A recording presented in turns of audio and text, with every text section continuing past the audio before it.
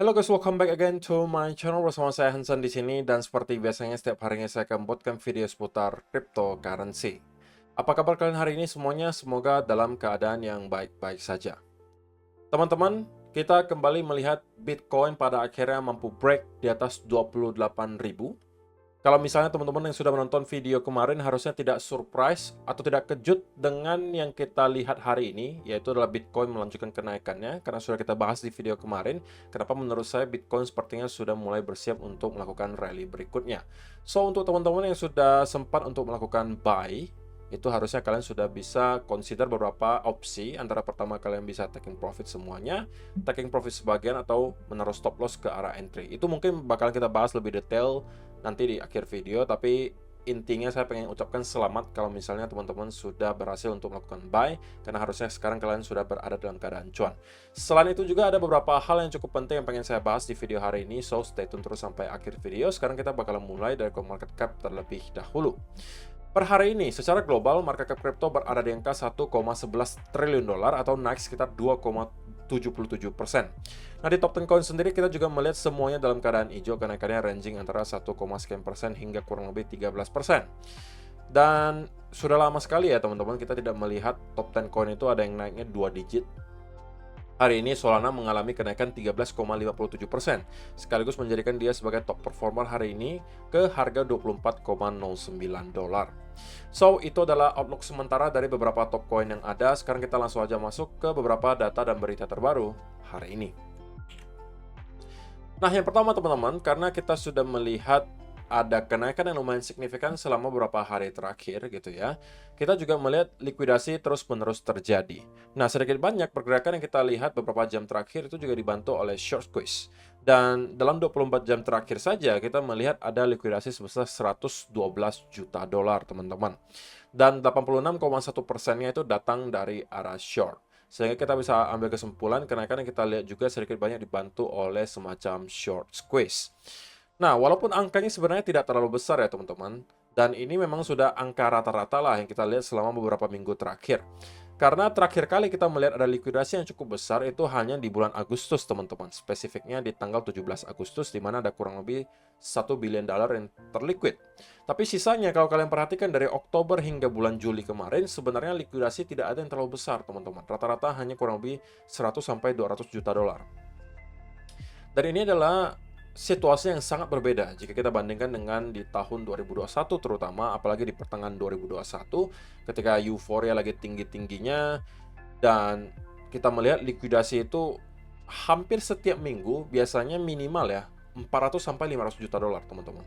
Oke, kadang-kadang ada sampai bilionan dolar. Itu adalah sudah angka yang wajar pada saat itu. Tapi untuk sekarang kita melihat cenderung itu lebih tipis gitu ya. Paling cuma 100 sampai 200 juta dolar. Nah, apa yang bisa ditunjukkan di sini? Ya pertama, volume perdagangan tidak lagi setinggi di tahun 2021. Itu adalah hal yang wajar. Karena sudah banyak orang-orang yang di tahun 2021 masuk ke kripto hanya karena melihat teman-temannya itu cuan gitu ya. Alias mereka cuma singgah doang. Sekarang udah pada pergi semua, teman-teman. Kalau misalnya kalian omongin soal kripto ke teman-teman kalian yang mungkin di tahun 2021 kelihatan excited seputaran kripto, mungkin sebagian besar sekarang sudah merasa, aduh ngapain masih main kripto gitu loh. Emang masih ada hype-nya gitu. Itu baru saya temui beberapa hari yang lalu, teman-teman. Ketika saya sedang berbicara dengan salah satu teman saya gitu ya. Dan dulunya dia ya istilahnya juga mungkin berinvestasi di kripto gitu ya. Dan ketika ada pembicaraan seputaran kripto, kalimat pertama yang muncul dari dia adalah bahwa apakah masih ada gitu yang main kripto, apakah masih hype gitu. Jadi intinya mereka itu masuk ketika hanya lagi hype doang, teman-teman. Lagi nggak hype, lagi nggak ada yang membicarain, itu mereka nggak mau masuk. Dan itu justru adalah biasanya pertanda, teman-teman, bahwa market memang berada di sekitaran area bottom bear market. Ketika semuanya udah merasa, aduh udahlah nggak usah kripto lagi lah gitu. Mending yang lain aja. Kripto orang turun terus kok gitu loh. Jadi semuanya udah desperate, putus asa gitu loh. Dan merasa bahwa Bitcoin dan kawan-kawan itu nggak ada harapan lagi. Nah, itulah biasanya saat-saat yang baik untuk akumulasi.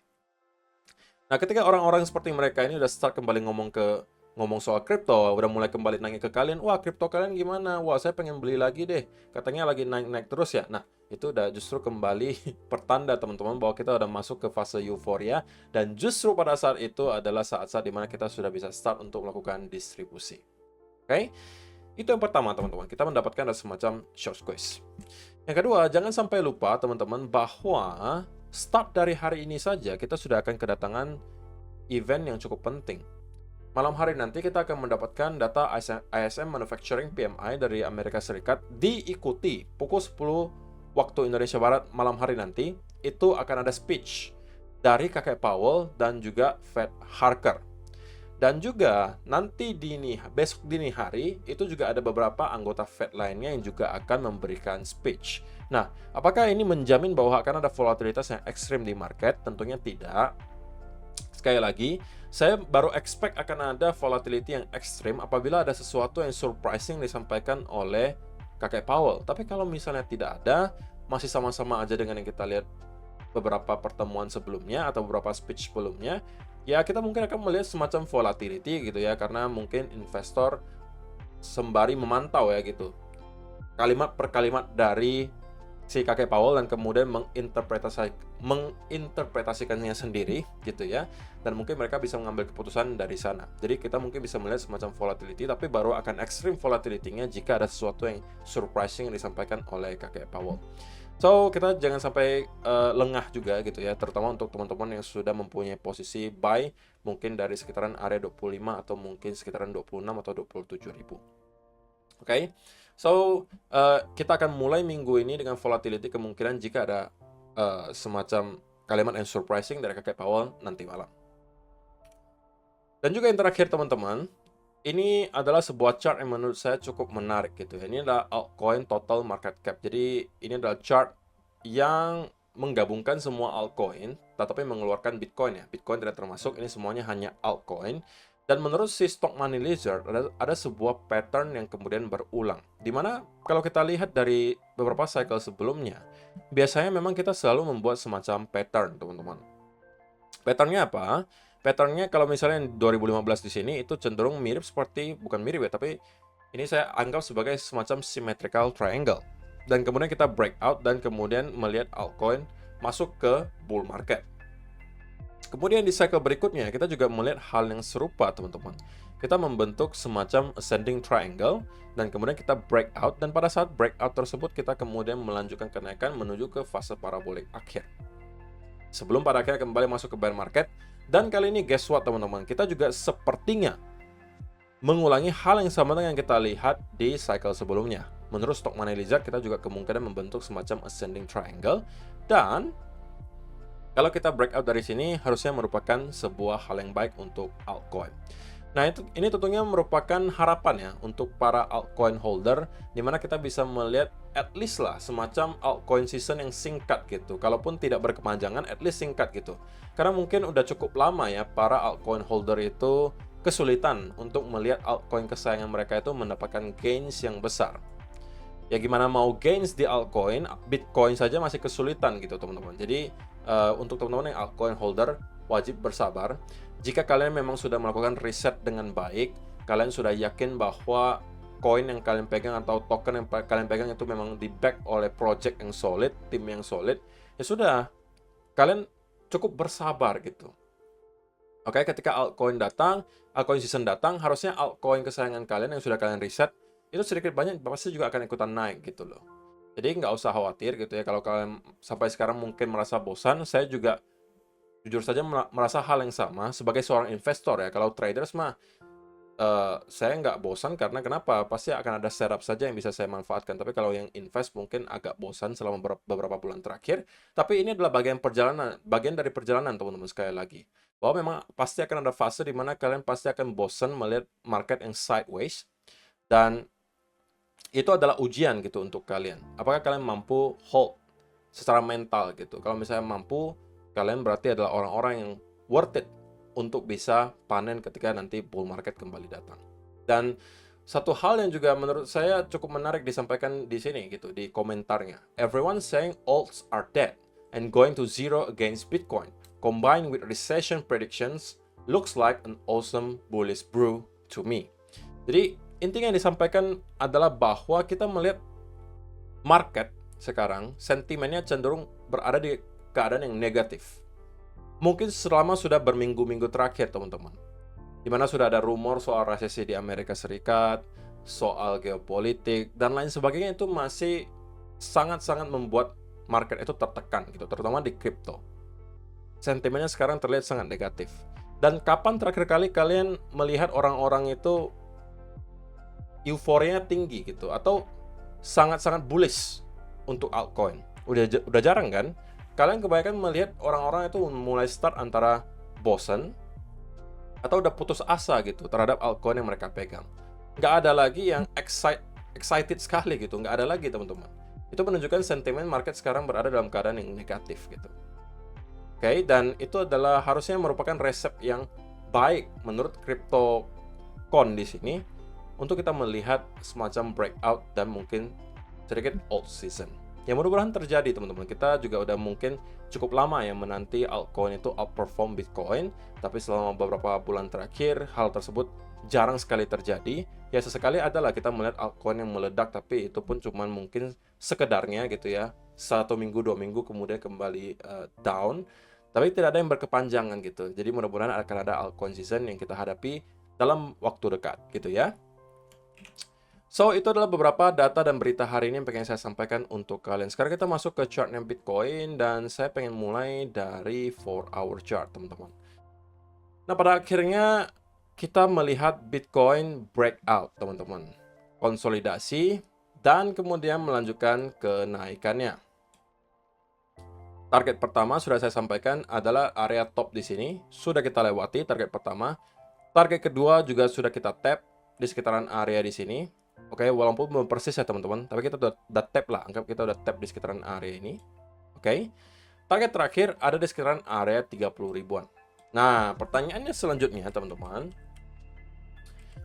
kalau misalnya kalian mempunyai posisi mungkin start dari area di sini, atau mungkin masih ada yang hold dari sini, atau yang baru buy dari sekitaran area di sini, apa yang harus dilakukan gitu loh. Nah, sekali lagi ini mengulang dari apa yang sudah saya sampaikan di awal video tadi. Ada 3 opsi yang bisa kalian lakukan. Oke? Opsi pertama, jika kalian merasa sudah cukup dengan profit yang kalian hasilkan, mungkin kalian buy yang sudah dari sekitaran dari sini, atau kalian baru buy di sini tapi mungkin jumlah posisinya cukup besar, ya kalian mungkin bisa consider untuk melakukan taking profit semuanya. Atau kalau misalnya kalian yang baru masuk di sini tapi posisi kalian tidak terlalu besar, sama juga di sini misalnya tapi posisi kalian tidak terlalu besar, kalian mungkin bisa consider untuk taking profit sebagian. That's fine. Tidak ada yang salah dengan yang namanya taking profit. Terlebih lagi memang kita atau saya pribadi sudah mencapai target gitu ya. Opsi ketiga, kalau misalnya kalian memang melihat bahwa Bitcoin belum selesai rally-nya kok, kita masih akan naik lebih jauh dan lain sebagainya. Ya minimal teman-teman, minimal geserlah stop loss kalian ke arah entry. Oke, kalau kalian masuk di sini ya geserlah stop loss-nya ke entry, misalnya di sini. Masuk dari sini ya geserlah stop loss-nya ke arah entry. Jadi apapun yang terjadi berikutnya, itu kalian tidak akan mengalami yang namanya loss. Jadi itu adalah 3 opsi yang menurut saya tidak ada yang salah. Semuanya boleh kalian lakukan, tergantung profil resiko masing-masing. Tapi kalau ditanya, berarti habis ini bakalan kemana kok Bitcoin-nya? Kalau kita lihat dari segi price action. Nah, kalau bagi saya teman-teman, karena untuk sementara pergerakannya terlihat cukup impulsif, oke? Di daily kita juga melihat ada sebuah candle bullish dengan body candle yang cukup panjang di sini. Dan 4-hour chart juga menunjukkan hal yang sama, terlebih lagi kita sudah breakout dari area trendline di sini. Oke, kita juga sudah break dari potensially area higher low terakhir. Lower high terakhir yang harusnya berada di sekitaran di sini. Maka cenderung saya merasa harusnya Bitcoin masih short term bakalan bullish. Oke. Alasannya sesimpel karena saya belum mendapatkan alasan kenapa saya harus bearish dari sini, teman-teman. Kalau misalnya saya belum bisa bearish di sini, ya berarti saya masih cenderung dalam keadaan bullish.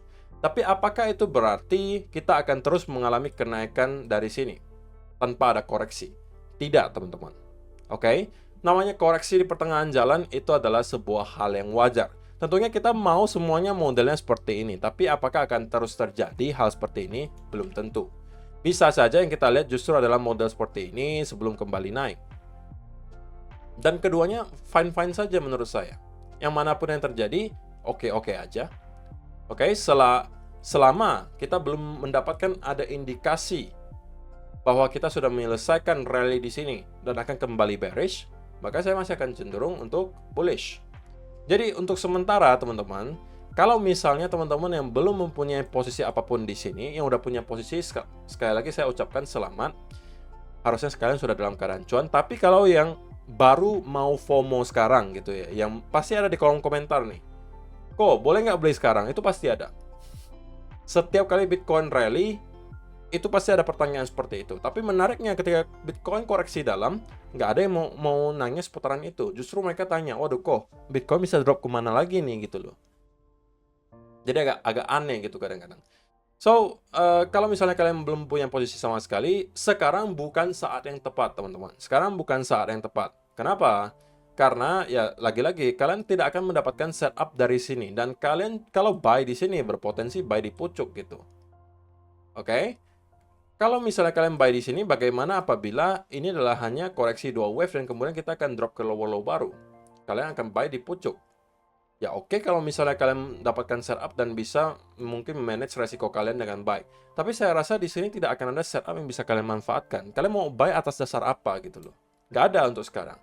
Kecuali kita kembali mendapatkan semacam bullish continuation pattern, teman-teman. Lagi-lagi, ini adalah yang mungkin kalian bisa cari. Walaupun bagi saya sebenarnya, kalau kalian buy dari sini sudah sedikit agak telat menurut saya ya teman-teman.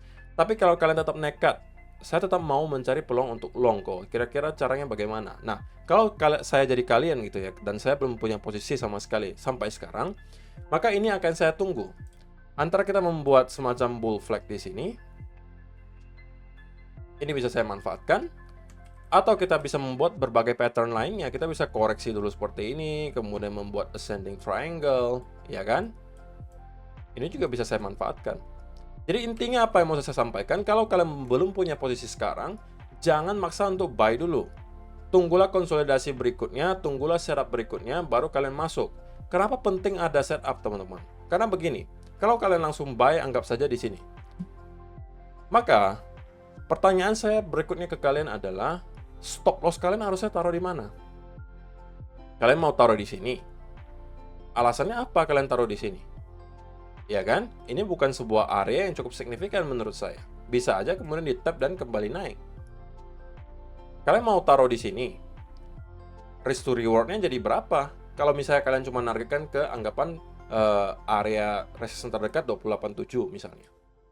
Terdekat di sini, gitu kan? Atau nggak usah deh sampai 29 deh, misalnya kalian anggapan lebih optimis gitu. Maka ini kalian cuma dapat trade 1:1 teman-teman. Kecuali nyampe ke 30.000. Oke lah. Tapi apakah kalian yakin bahwa kita akan langsung nyampe ke area tersebut tanpa ada koreksi yang berarti? Gitu. Ya kan? Jadi itulah kenapa alasan saya kalau misalnya kalian belum punya posisi dari sini, itu tidak worth it untuk diambil resikonya sekarang. Kecuali kita sudah mendapat ada konsolidasi di sini. Perbedaannya apa? Oke, kita bahas perbedaannya. Kalau misalnya kalian masuk baru ketika ada bullish continuation pattern seperti ini, breakout, retest, kalian masuk katakanlah di sini. Ya kan?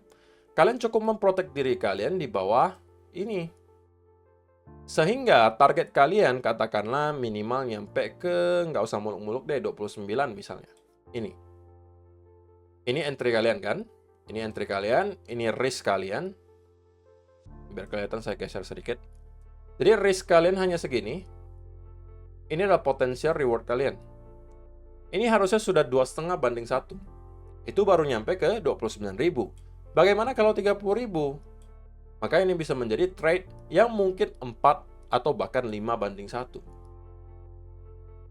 Hanya dengan kalian melakukan hal ini, menunggu setup berikutnya, kalian bisa memperbesar risk to reward ratio kalian sampai 2 kali lipat, teman-teman.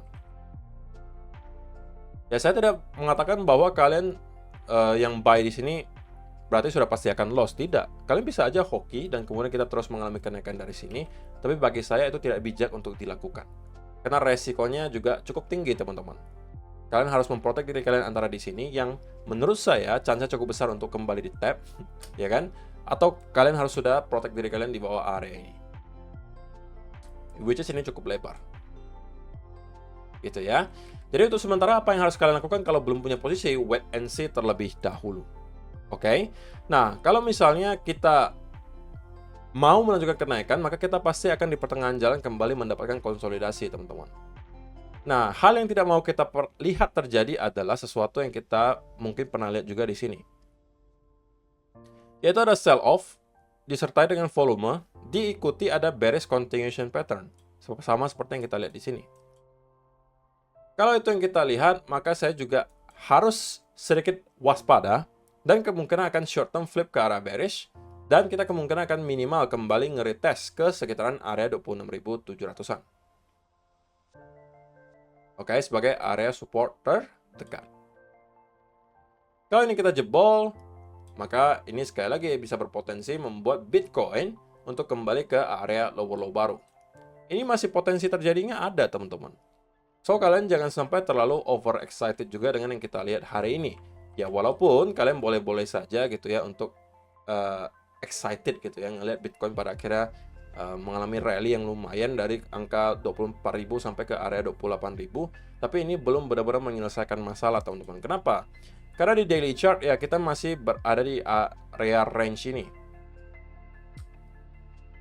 Kita baru akan mendapatkan pergerakan yang sustain ketika kita sudah mampu untuk break dari area range di sini. Next target kemungkinan sudah area 36, 40 atau bahkan ke sekitaran area 50-an ribu dolar. Oke, so saya rasa itu aja sih yang perlu saya sampaikan di video hari ini, teman-teman. Terima kasih untuk kalian yang sudah menonton sampai selesai. See you in the next video.